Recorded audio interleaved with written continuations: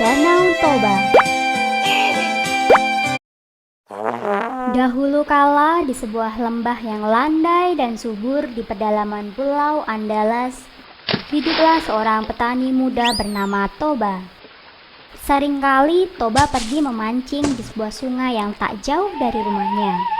Ikan hasil tangkapannya akan dimasak untuk lauk sehari-hari. Sore ini, Toba pergi memancing seperti biasanya. Setelah beberapa saat menunggu, Toba merasakan tarikan yang kuat dari pancingnya. Dengan sabar, Toba menarik tali pancingnya ke atas. Ia begitu gembira saat melihat ikan tangkapannya ternyata sangat besar. Sampai di rumah, Toba segera menyiapkan bahan-bahan untuk memasak. Ia keluar sebentar untuk mengambil kayu bakar. Saat kembali ke dalam rumah, ikan itu telah hilang. Bejana tempat ia menaruh ikan kini penuh dengan koin emas. Dan tiba-tiba saja muncul seorang wanita cantik di samping bejana itu.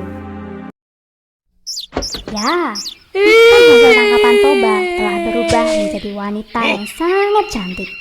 Setelah Toba berjanji tidak akan membuka rahasia tentang asal-usul wanita ikan itu, mereka pun menikah dan memiliki seorang putra bernama Samosir. Karena terlalu dimanja, Samosir tumbuh menjadi anak yang manja dan malas. Samosir sering diminta ibunya untuk mengantarkan nasi ke ladang tempat ayahnya bekerja.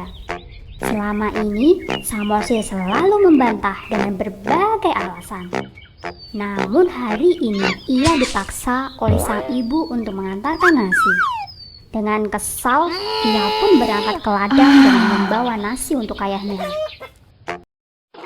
Sepanjang perjalanan, Samosir masih saja cemberut dan sengaja lama-lama.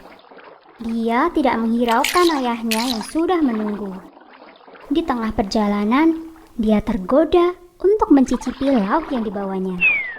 Satu persatu, lauk dimakannya hingga habis.